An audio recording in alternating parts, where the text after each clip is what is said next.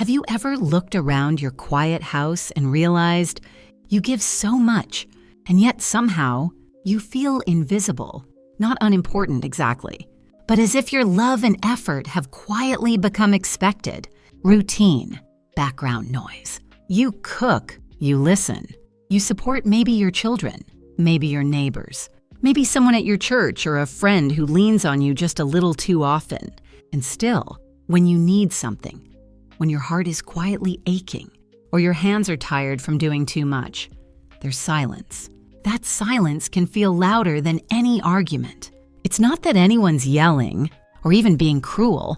It's the quiet disregard, the missed calls, the assumption that you'll always be there, always saying yes, always fixing things without asking for anything in return.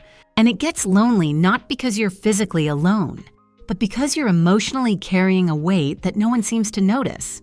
There's a woman I once met, Helen, 71, widowed for 9 years, and the kind of soul who bakes extra bread for the neighbor's kids and remembers every birthday in her church group. Her daughter calls when she needs babysitting. Her son comes over when his car needs cleaning. But no one ever says, "How are you, Mom?" Not really. And Helen, she's not bitter. But one afternoon over tea, she said something that stayed with me. "I'm not tired from doing things. I'm tired from always being the one who does." And maybe you understand that too well. We live in a world that praises selflessness, but forgets to nurture the self. Somewhere along the way, especially for those of us who were raised to care, to tend, to never make a fuss, we started believing that asking for help was selfish, that putting ourselves first meant pushing others aside. But that's not the truth. The truth is, constantly giving without receiving isn't love. It's depletion. And you deserve more than that. The beauty is, it's not too late to shift this.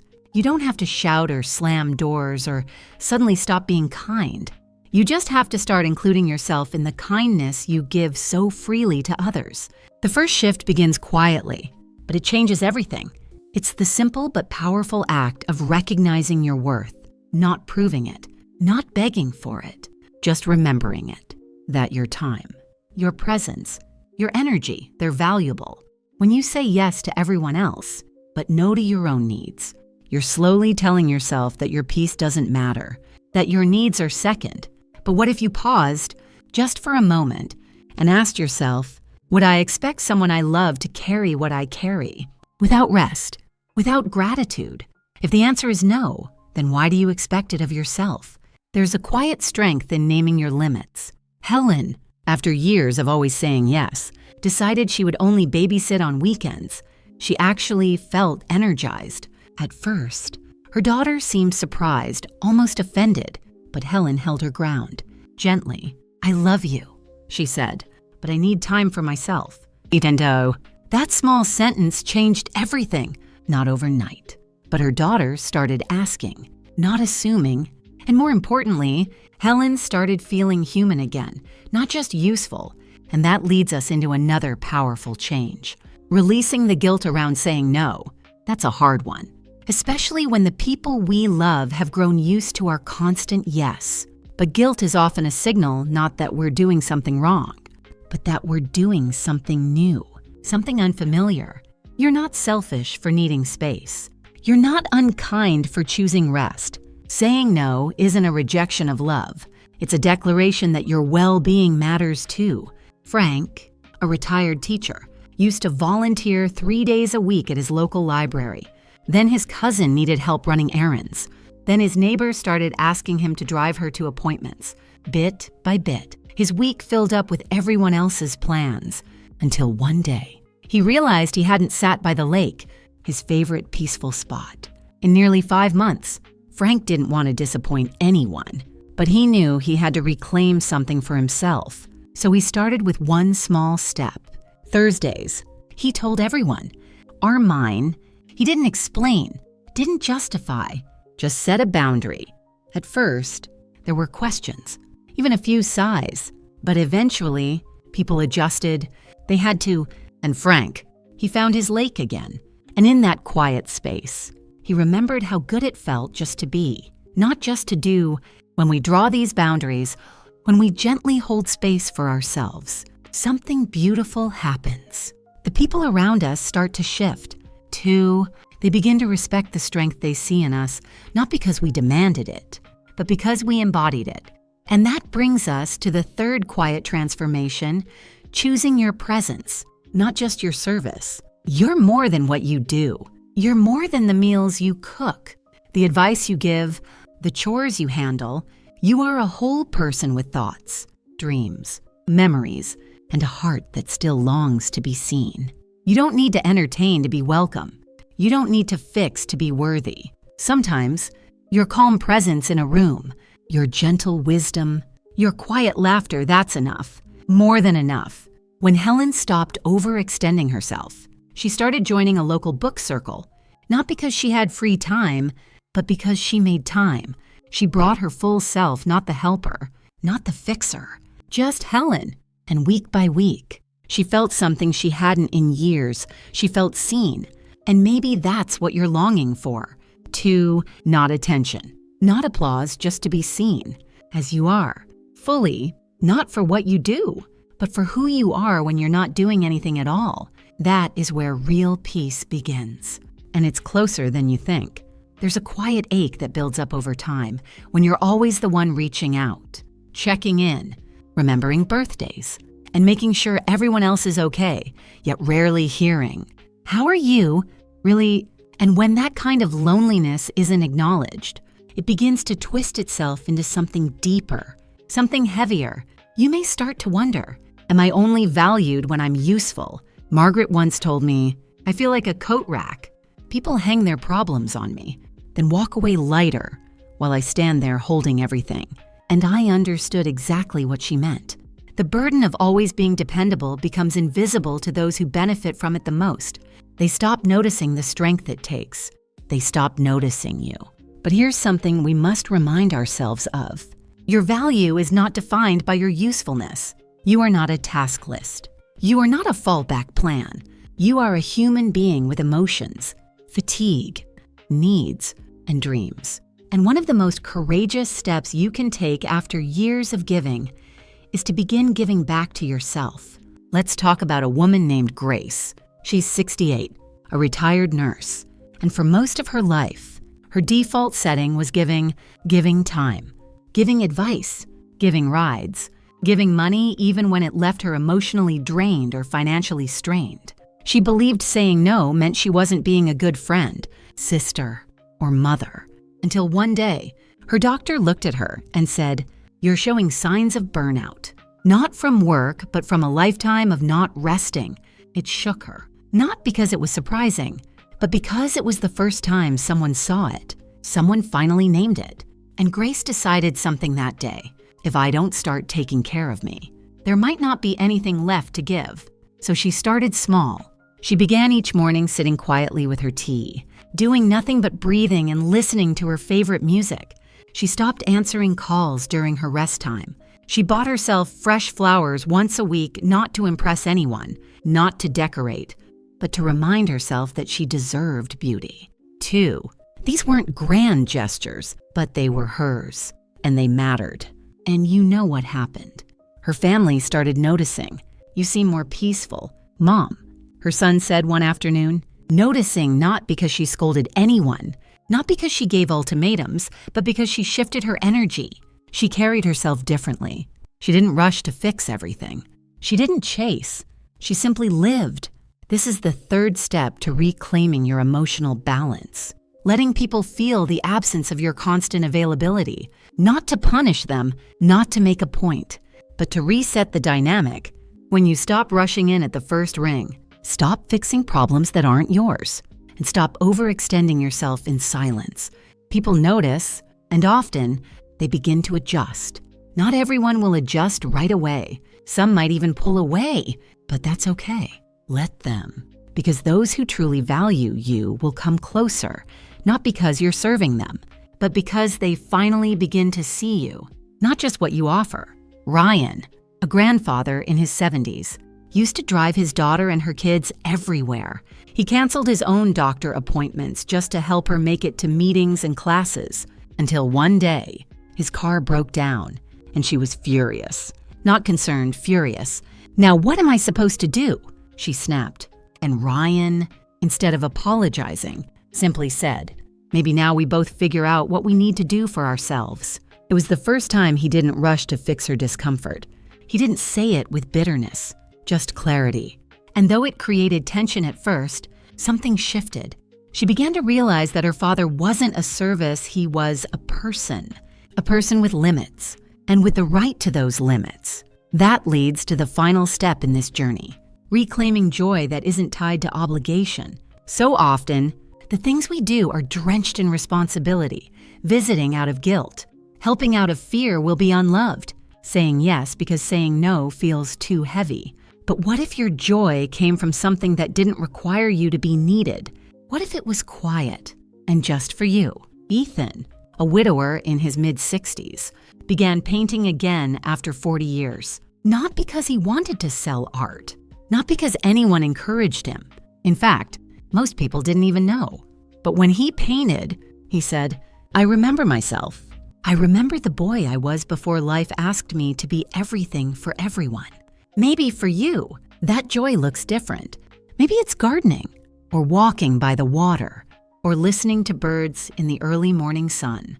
Whatever it is, it's yours, and that's what matters. When we make space for this kind of joy, we send a quiet but powerful message to ourselves and to the world that we are not only helpers, not only parents, not only problem solvers, we are whole people, still alive, still worthy, still evolving, and slowly, things begin to change.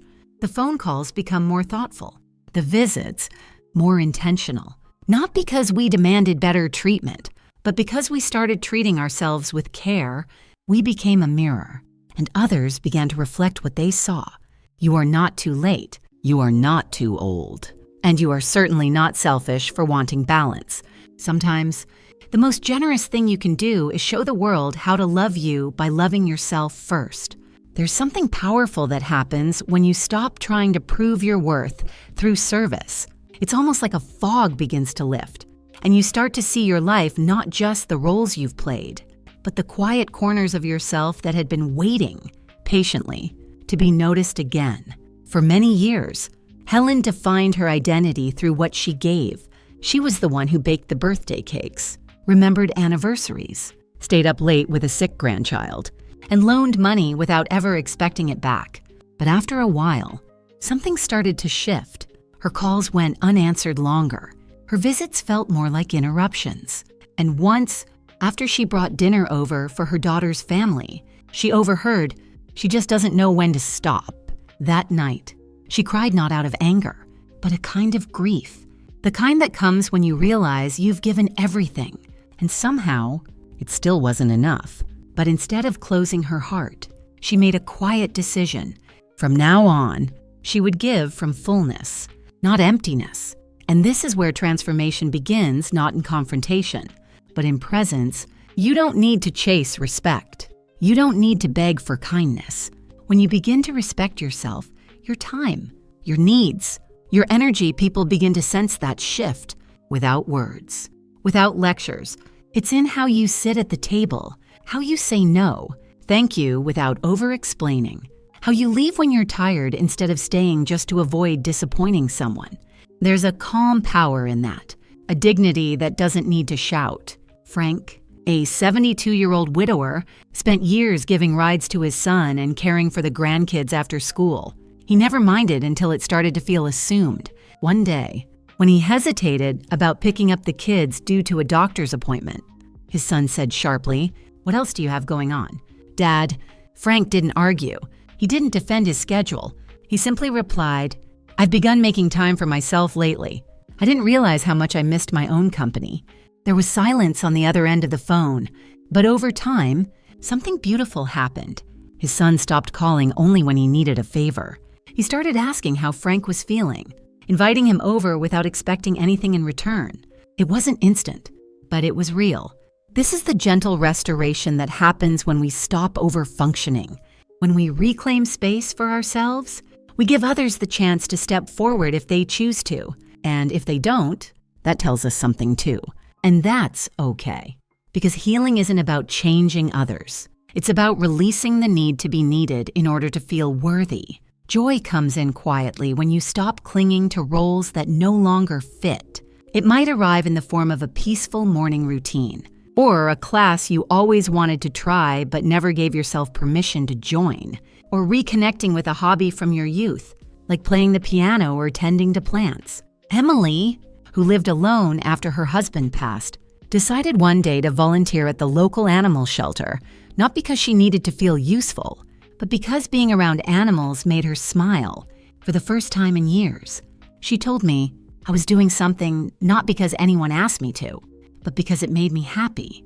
And in doing so, she met new friends, created new memories, and most importantly, reconnected with the version of herself that existed before all the caregiving, all the sacrificing, all the quiet exhaustion. That version of you still exists. 2. Maybe they've been buried under years of expectation, obligation, or silence, but they're there, waiting, not to undo everything you've done, but to add you back into the story. When you begin to center your life around your own emotional nourishment, not in a selfish way, but in a balanced, compassionate way, your energy changes. You begin to glow differently, stand differently, speak differently, and people feel it. Some might pull away, confused by your shift. Let them. Some might get angry. Let them. Some might come closer curious, inspired, or relieved to finally see the real you. Welcome them. But most importantly, you will feel a change. And that change is yours to hold, yours to protect, yours to celebrate. Because you've spent a lifetime giving, now it's time to receive not just from others, but from yourself. From the quiet parts of life that offer joy without transaction, a breeze through an open window, the softness of your favorite chair, a laugh shared with someone who expects nothing from you. These moments aren't small. They're sacred, and they are yours. You don't need to be loud to be heard. You only need to stand firmly in your light. If you're still here with me, I want to say something from the bottom of my heart. Thank you, not just for watching, but for allowing yourself to be seen, for choosing to hear words that might have echoed something deep inside you, for being brave enough to feel, even when it hurts. There's a quiet strength in people like you, the ones who show up for others over and over again, even when no one returns the gesture, the ones who carry love in their hands and offer it freely, even when it goes unnoticed. You may not always be praised. You may not always be thanked. But the world has been better, gentler because of you. But now, it's your time. Time to be cared for, even if that care starts from within. Time to be listened to, even if the first ears that truly hear you are your own. Time to walk through your days, not just as someone's helper, someone's safety net, someone's quiet support, but as someone who is whole, wise, and worthy. You are allowed to want rest. You are allowed to say no. You are allowed to choose peace over guilt, clarity over confusion, and dignity over silent endurance. You are not here to keep earning your place in people's lives. You already belong. And if anyone ever made you feel otherwise, that is their shortcoming, not yours. I hope today's message reminded you that setting boundaries isn't rude, it's sacred. That asking for help isn't weakness, it's wisdom. And that loving yourself after years of being overlooked is one of the most courageous things you can do. You deserve to be supported, to be met halfway, to be seen in all the fullness of who you are, not just for what you do, but for who you are when you're simply being. If you've ever felt alone in your kindness or invisible in your efforts, I want you to know you're not alone. So many others feel this too. That's why this space exists, not to give quick answers, but to offer a place where truth is spoken softly and respectfully, where stories like yours are not dismissed, but honored. And if anything I've said today made you pause, made you feel understood, even made you tear up just a little, I'd love to hear from you. Has your relationship with your adult children, friends, or family changed over time? Have you felt that shift from being central to being peripheral? What has helped you cope or grow through it? Please feel free to share your story in the comments. Not for attention, but for connection. You never know who might read it and whisper, "Me too." And if this message found its way to your heart, I hope you'll consider staying. Click that subscribe button so we can keep walking this road together through the quiet valleys and the moments of light. I want this to be a place where you can return again and again, not to be told what to do, but simply to feel less alone in what you already know. Because at the end of the day, you don't need 1,000 strategies. You need truth, compassion, and a soft reminder that it is never too late to honor your own needs. You've done more than enough. Now let life take care of you for a change. And when it doesn't let you take care of you, gently, fully, proudly, until we meet again, stay kind to yourself. You've earned it.